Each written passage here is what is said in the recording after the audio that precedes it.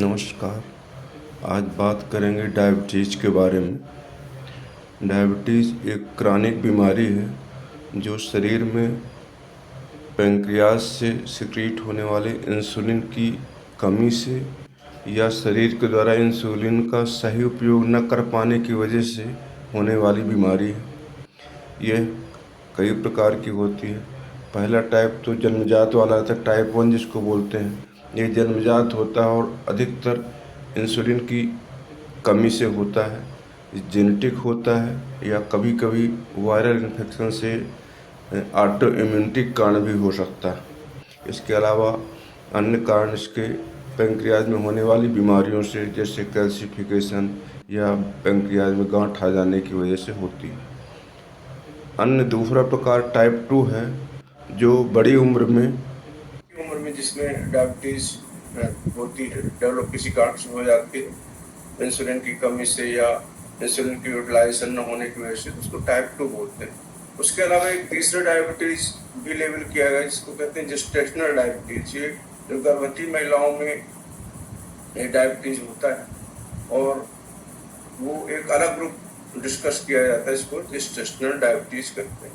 एक और टर्मिनोलॉजी वर्तमान में है जो इसमें नॉर्मल और डायबिटीज होने के बीच की स्थिति को, इसको प्री डायबिटीज बोलते हैं। उसमें ये टेंडेंसी रहती है कि कुछ समय के बाद ये प्री डायबिटीज में डेवलप हो जाएगा। तो इस तरह से इसके 4 प्रकार हैं और इनको इसमें मुख्य रूप से टाइप 1, टाइप 2, जेस्टेशनल डायबिटीज और प्री डायबिटीज ये लेबल किया जाता है। अब इसके डायबिटीज होने के कारण क्या है?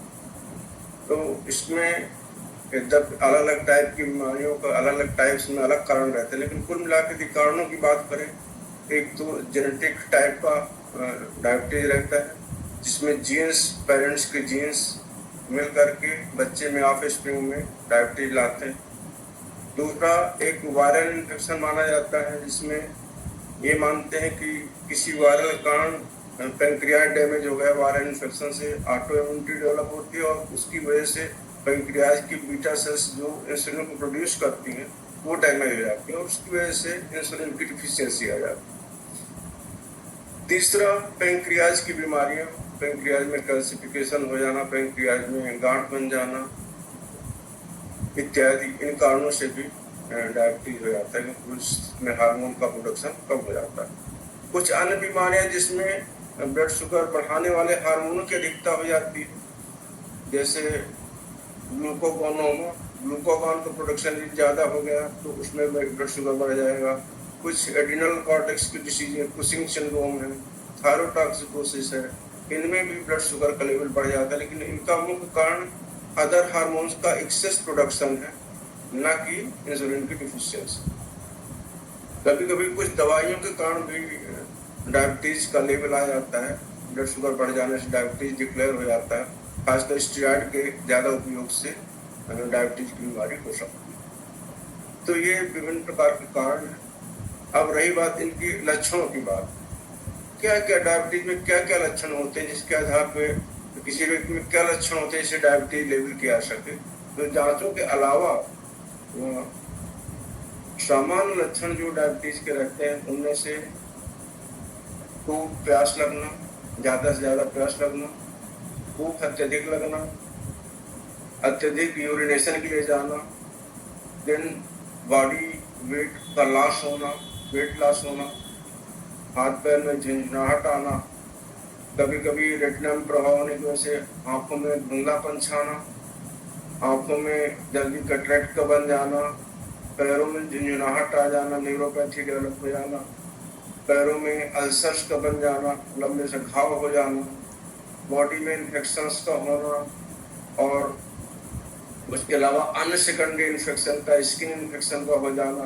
कभी कभी डायबिटीज में टीबी का भी इन्फेक्शन हो जाता है, साथ साथ बुखार, खांसी, ये सब लक्षण भी आने लगते हैं। तो एक तो बीमारी के स्वयं के लक्षण जो पॉलीयूरिया, पॉलीफेजिया, पॉलीडिप्सिया 3 बताए, और loss of body weight, tingling, numbness, blurring vision, इसके सेट के सिम्टम्स हैं और प्लस एसोसिएटेड कॉम्प्लिकेशंस के सिम्टम्स जुड़ जाते हैं। जैसे जो भी कॉम्प्लिकेशंस हैं ब्रेन का कॉम्प्लिकेशन है, स्ट्रोक है तो स्ट्रोक के सिम्टम्स, हार्ट अटैक है तो हार्ट अटैक के सिम्टम्स, वेस्कुलर काजेज है, किडनी काजेज, जो भी जहाँ जहाँ इन्वॉल्वमेंट हो सभी ऑर्गन्स की सिम्टम्स आ जाते हैं। इस तरह से इन लक्षणों के बाद में इन्वेस्टिगेशंस, इन मरीजों में जांचें क्या कराएं। मुख्य जांचें इसमें एक तो ब्लड शुगर की जांच रहती है जो फास्टिंग और पोस्ट मील की कराई जाती है।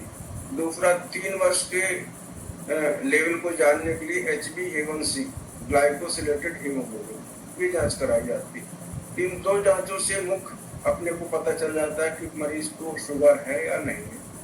उसके अलावा कुछ अन्य माइक्रो जांचें, छोटी जांचें रहती हैं जो बारीक पकड़ रहती है। टाइप 1 की जांच के लिए सीरम इंसुलिन का लेवल, सी पेप्टाइड का लेवल, इंसुलिन ऑटो एंटीबॉडीज का लेवल, ये सब डिटेक्शन में काफ़ी कॉम्प्लेक्स इन्वेस्टिगेशन है जिनकी सामान्य तौर पर जरूरत नहीं पड़ती, लेकिन हाँ उसकी डिटेल इन्वेस्टिगेशन के लिए उनकी आवश्यकता पड़ती है। इसके अलावा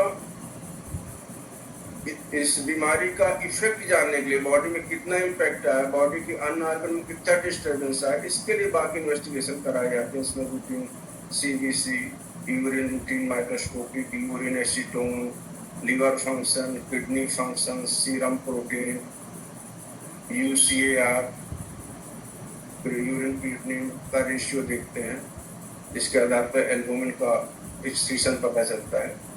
तो इस तरह से different x-ray test, ECG, echocardiography, ये सभी टेस्ट करा करके लिपिड प्रोफाइल, इन टेस्ट को करा करके एक कंक्लूजन में पहुंचा जाता है कि डायबिटीज है तो कौन सी डायबिटीज है, टाइप 1 है, टाइप 2 है, जेस्टेशनल है या अभी ये प्री डायबिटिक है।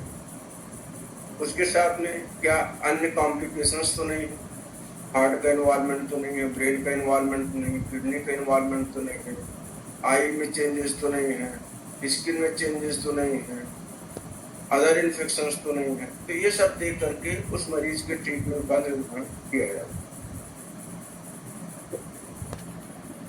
मेडिकेशंस 3 ग्रुप में बात करते हैं। तो डायबिटीज के इलाज की बात करें तो इसमें पहले तो diet, then exercise, then medications, ये 3 ग्रुप में बात करते हैं। Number 1 diet. तो डाइट में कुछ जनरल प्रिंसिपल्स हैं शुगर के मरीजों में, क्योंकि शुगर ही बढ़ा हुआ है तो निश्चित तौर पर इसमें मीठी चीज़ें नहीं लेना है। शुगर, गुड़, खांड, ये चीज़ें, मिठाइयाँ के पूर्ण प्रतिबंधित कर देना चाहिए।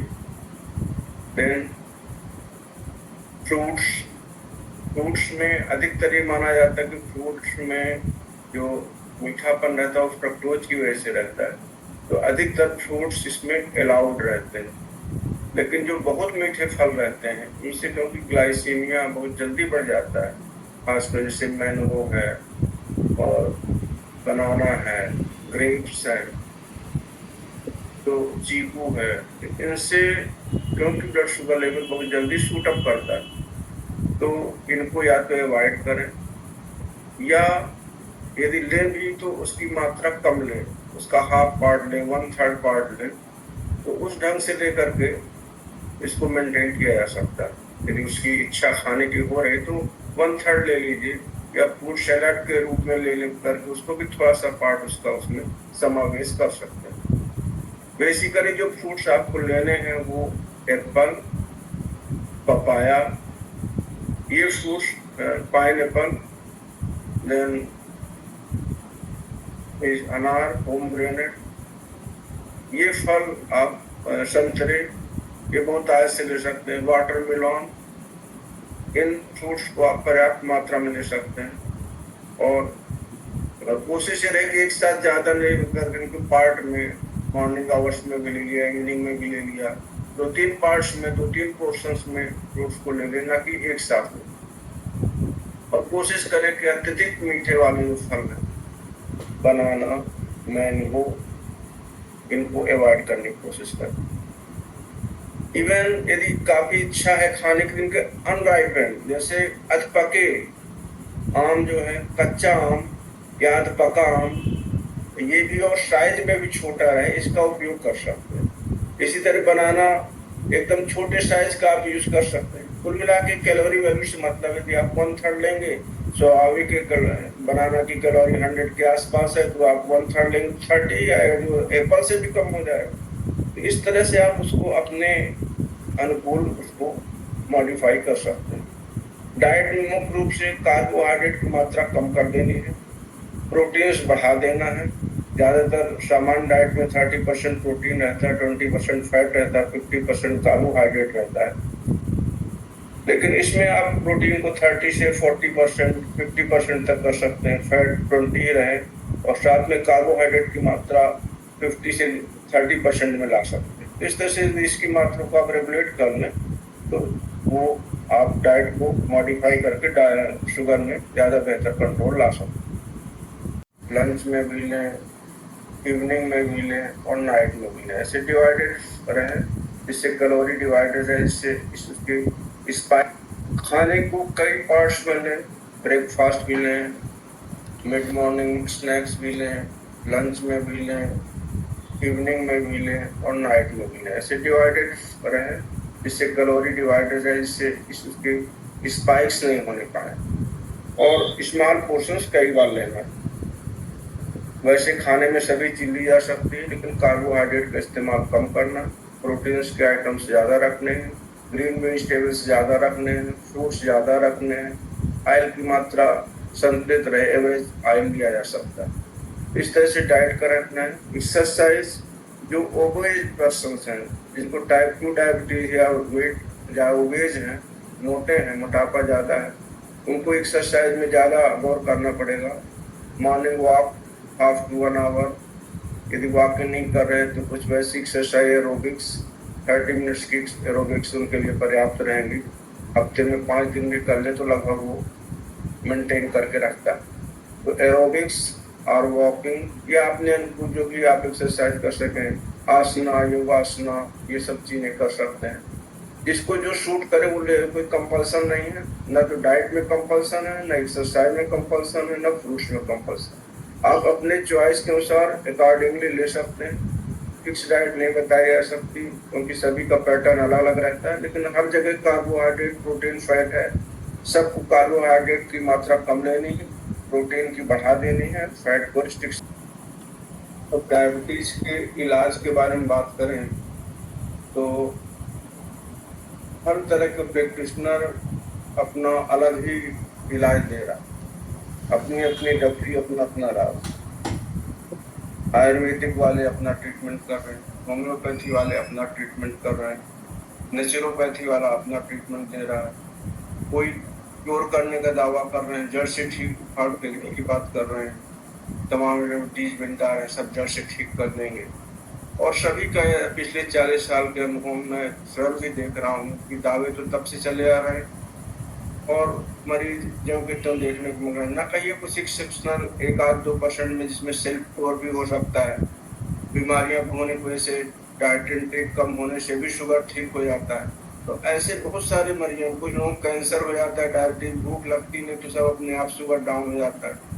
इस ढंग से देखने में आता है कि बहुत सारे ऐसे मरीज जो अपने आप, जिनका शुगर डाउन रहता है, उनका क्लेम लोग अपने ऊपर ले लेते कि हमने ठीक किया, हमारी पैथी ने ठीक किया, हमने जड़ से ठीक कर दिया, लाइक दैट। तो इस तरह से ढेर सारी पैथियाँ हैं और ढेर तरह का इलाज होता है।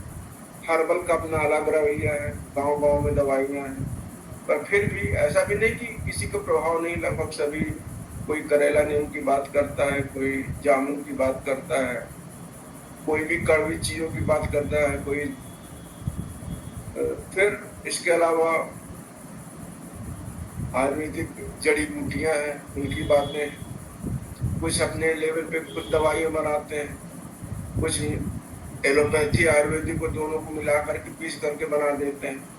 तो लोगों के भ्रांतियों में डालने का प्रयास भरपूर होता है और हम सब लोग उसी में बहकावे में आ जाते हैं और बगैर जांच के सब दवाइयाँ करते रहते हैं और अल्टीमेटली किडनी फेल हो जाता है। और किडनी फेल होने से पहले एलोपैथिक डॉक्टर के पास जाते हैं, जब वो जांच कराते हैं 1-2 दवाई दे करके, तो ब्लेम उनके ऊपर आ जाता है कि उन्होंने किडनी फेल कर दिया, ये कर दिया, वो कर दिया, लाइक दैट। तो इन सब बहकावों में ना करके एक क्लियर कट अपनी जांच करावें, सभी पैरामीटर्स देख लें, शुगर का लेवल कितना वो देख लें, टाइप कौन सा वो डिसाइड करा लें, कोई कॉम्प्लिकेशंस तो नहीं है वो दिखा लें एक प्रॉपर तरीके से। अब उसके बाद जब एक बार डिसाइड हो गया कि ये इस टाइप की बीमारी है तो उसका इलाज जो प्रोटोकॉल के तहत उस तरह से करना ही उचित है।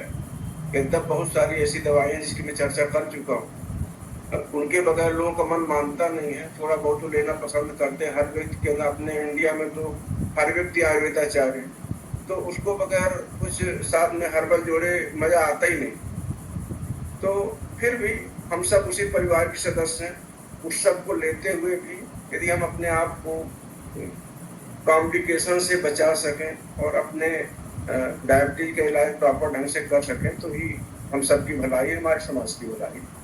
अब बात करते हैं इलाज की।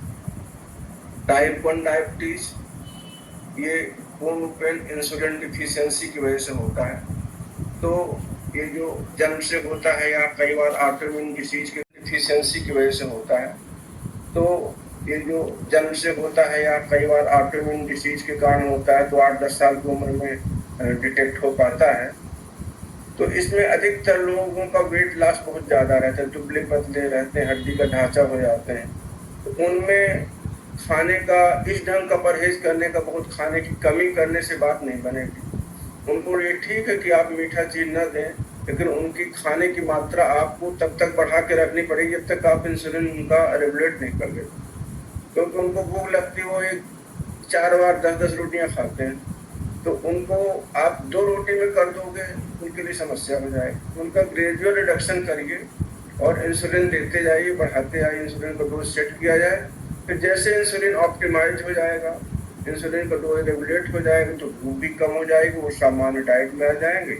फिर उसी तरह 2 रोटी का नाश्ता, 4 रोटी दोपहर, 4 रोटी रात, फ्रूट्स, प्रोटीन्स, विटामिन्स, इन सब का समावेश करके उनका इलाज किया जा सकता है। उनके कॉम्प्लिकेशंस न होने पाए, उनका रेगुलर चेकअप होता रहे, आई चेकअप होता रहे, किडनी चेकअप होता रहे, स्किन डिसीज देखते रहे, डायबिटिक फूड देखते रहे, इन सब का प्रॉपर इलाज करते हुए और उनकी लाइफ बेहतर बनाई जाए। तो ये टाइप 1 का डायबिटीज का ट्रीटमेंट हुआ। मेन डायबिटीज है टाइप 2, जो जिसका परसेंटेज 80-90% है। टाइप 1 तो मुश्किल से 8-10% रहता है, लेकिन मेजॉरिटी डायबिटिक्स 80-90% ये मैच्योरिटी ऑनसेट या टाइप 2 डायबिटीज के होते हैं। तो इनमें ट्रीटमेंट को और एग्रेसिव करना पड़ेगा, खासकर लाइफ स्टाइल चेंजेस, जैसे कि बता चुके हैं कि उनका इलाज किया जा सकता है। उनके कॉम्प्लिकेशंस न होने पाए, उनका रेगुलर चेकअप होता रहे, आई चेकअप होता रहे, किडनी चेकअप होता रहे, स्किन डिसीज देखते रहे, डायबिटिक फूड देखते रहे, इन सब का प्रॉपर इलाज करते हुए और उनकी लाइफ बेहतर बनाई जाए। तो ये टाइप 1 का डायबिटीज का ट्रीटमेंट हुआ। मेन डायबिटीज है टाइप 2, जो जिसका परसेंटेज 80-90% है। टाइप 1 तो मुश्किल से 8-10% रहता है, लेकिन मेजॉरिटी डायबिटिक्स 80-90% ये मैच्योरिटी ऑनसेट या टाइप 2 डायबिटीज के होते हैं।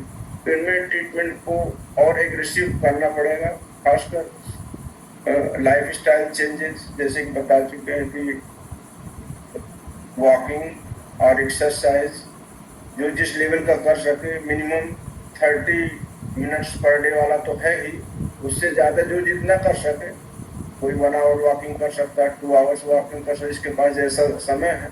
जितना आप अपने एक्सरसाइजेस कर लेंगे उतना आपको डाइटरी मॉडिफिकेशन कम करना पड़ेगा।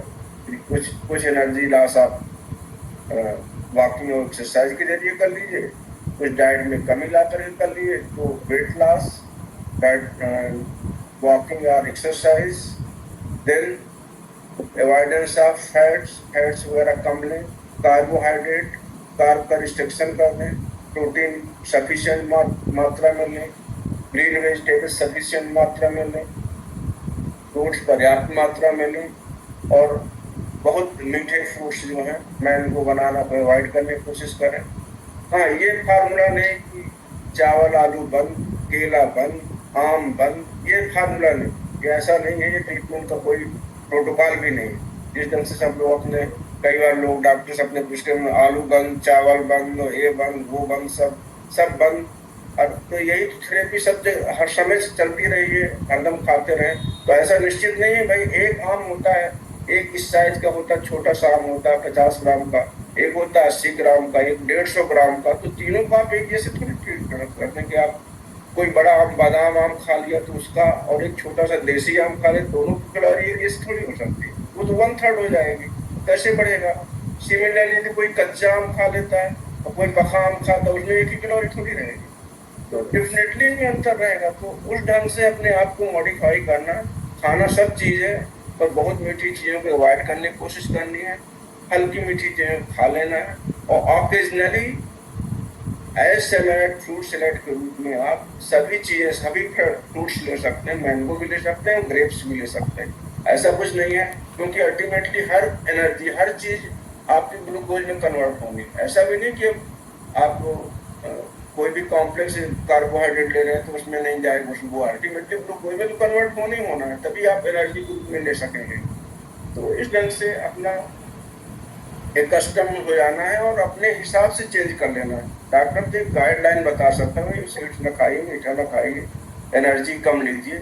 तो इस ढंग से आप अपनी डाइट को मॉडिफाई करके और उस ढंग से सेट कर सकते हैं। तो ये हो गया डाइट का। अब आ जाते हैं ड्रग्स पे। ड्रग्स में नंबर 1 ड्रग जो है वो है मेटफॉर्मिन, जो सबसे कॉमनली ऑलमोस्ट 100% प्रिस्क्रिप्शन में लिखी जाती है। तो मेटफॉर्मिन को टू बिगिन विथ देते हैं, 500 मिलीग्राम पर डे से स्टार्ट करते हैं, ग्रेजुअली बढ़ाते हैं। और ये अधिकतर इसका वेट गेन है, ओबेस पर्सन्स में ये प्रभावी है। जो लीन थिन पेशेंट है, यदि मेच्योरिटी ऑनसेट है और दुबले पतले लोग, उनमें मेटफॉर्मिन कम डोज में तो दे सकते हैं, लेकिन उसके बाद इसको सब्सिक्वेंट ड्रग्स में ले लेना चाहिए, जो जैसे खासकर सीटाग्लिप्टिन है, विल्डाग्लिप्टिन है, और ग्लिप्टिन ग्रुप जो है, तो DPP-3 इनहिबिटर्स को यूज कर सकते हैं। तो ये प्रेफरेंस में ला सकते हैं। तो इस तरह से हर के अनुसार कस्टमाइज कर देना है। यदि कोई वेट गेन वाला है, मेटफॉर्मिन फुल डोज में दीजिए, 500 स्टार्ट करिए और 2 ग्राम तक देते रहिए। तो बिगनिंग आप मेटफॉर्मिन से करिए। देन सेकंड ड्रग जो है ऐड करने का, आज की डेट पे ये माना जाता है कि SGLT2 इनहिबिटर्स को नेक्स्ट टू मेटफॉर्मिन देना, जैसे डापा और इम्पा है, इस ग्रुप के ड्रग को जस्ट आफ्टर मेटफॉर्मिन स्टार्ट कर देना, जो कि सबसे बेहतर दवा यही मानी जाती है, इम्पाग्लिफोजिन और डापाग्लिफोजिन। लेकिन जो वेट लॉस वाले लोग, जिनका वेट लॉस हो रहा, उनको ये देने से वेट और उनका लॉस हो जाता है, इसलिए उनको इनिशियली इस ड्रग्स पे नहीं रखना। उनको ग्लिप्टिन ग्रुप में सीटाग्लिप्टिन, लीनाग्लिप्टिन या विल्डाग्लिप्टिन, इस ग्रुप की ड्रग को नेक्स्ट टू मेटफॉर्मिन कर देना। इवन कई बार यदि मेटफॉर्मिन की नीड नहीं है तो आप सीधे सीटाग्लिप्टिन या लीनाग्लिप्टिन में स्टार्ट कर सकते हैं, और उसके बाद फिर नेक्स्ट इसके देखने के बाद बिगिनिंग में स्मार्ट डोज से लेकर के इसके ऑप्टिमम डोज में आना है, और इन यदि नीड पड़ती है तो फिर इसके साथ भी मेटफॉर्मिन जोड़ दीजिए।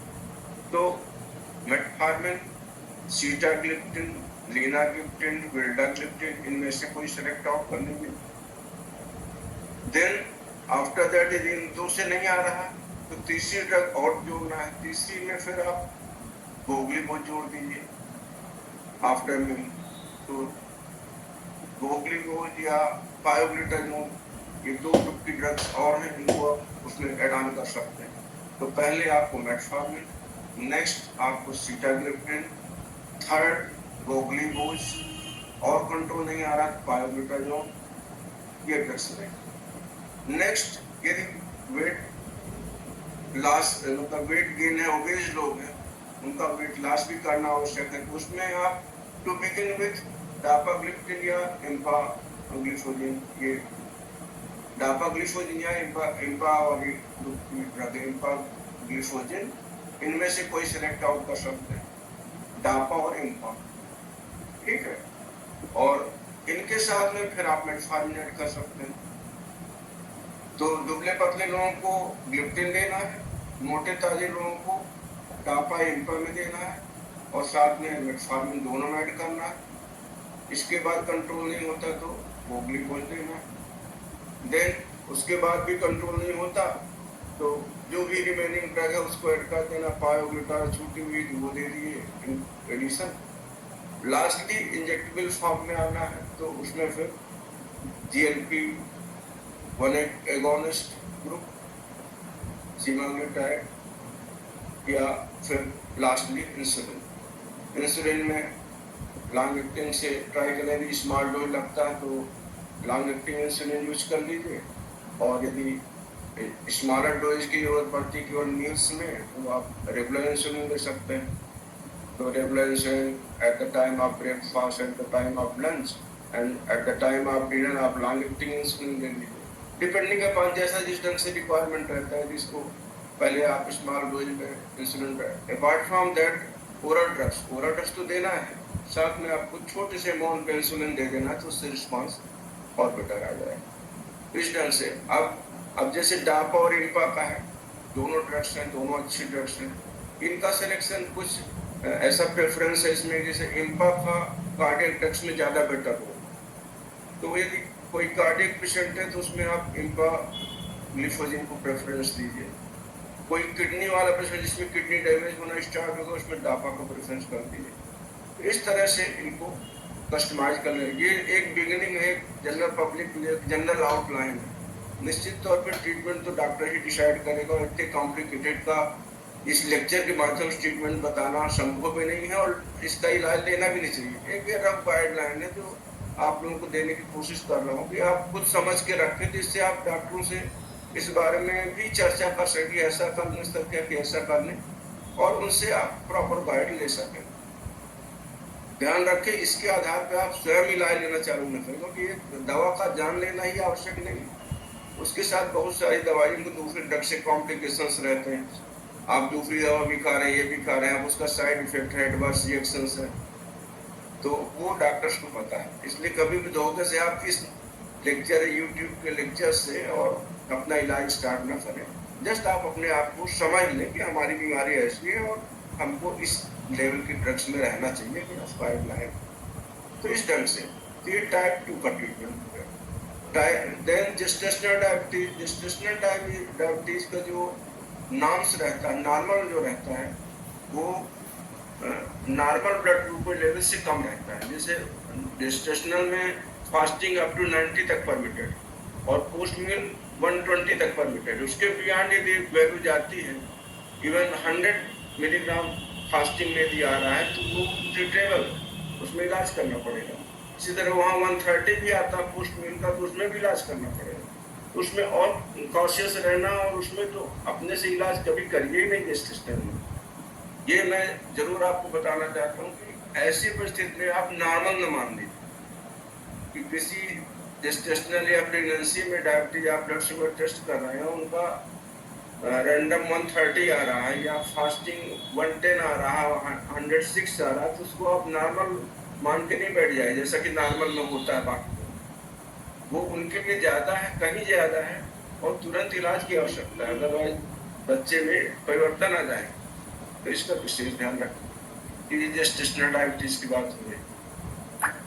जो प्री डायबिटिक्स की बात है, प्री डायबिटिक्स ऐसा डायबिटिक्स नहीं है, लेकिन ये इम्पेयर्ड ग्लूकोज टॉलरेंस है, और यही ग्रुप ऐसा है जो सभी को क्रेडिट देता है।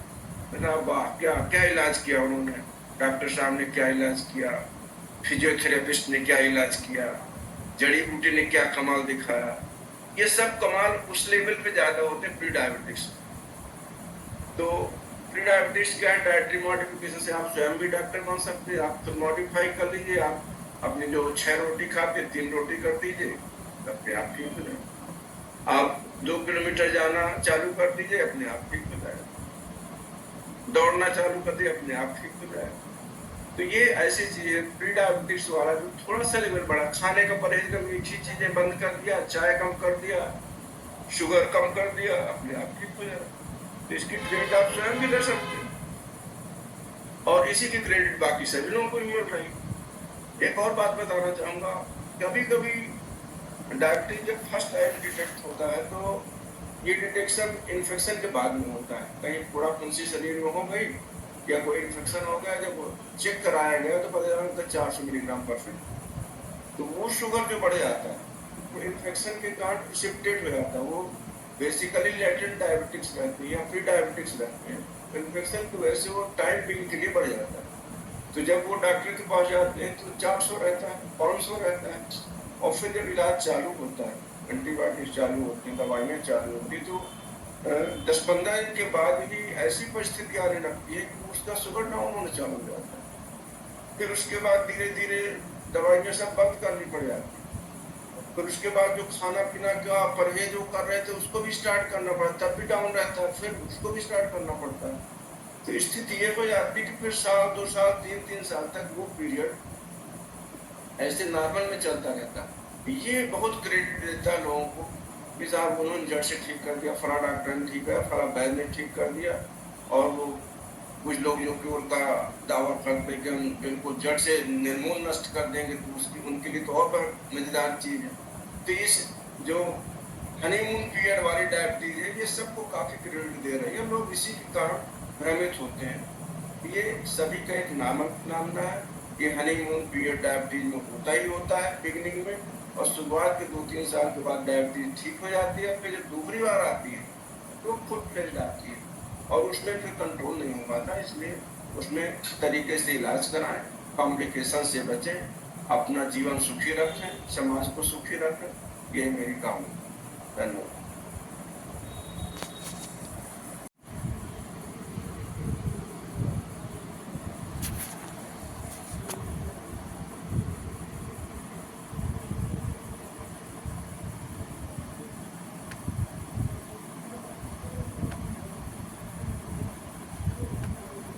तो अंत में कंक्लूड करते वक्त एक बेसिक ट्रीटमेंट हर स्टेज का, हर टाइप्स का बताना चाहूँगा। Type 1 dietary modification, mild exercises, insulin therapy, short acting long acting का मिक्स करके यूज करना है, और डॉक्टर के बताए गए निर्देशानुसार पूरा डोज इंसुलिन का लेना चाहिए।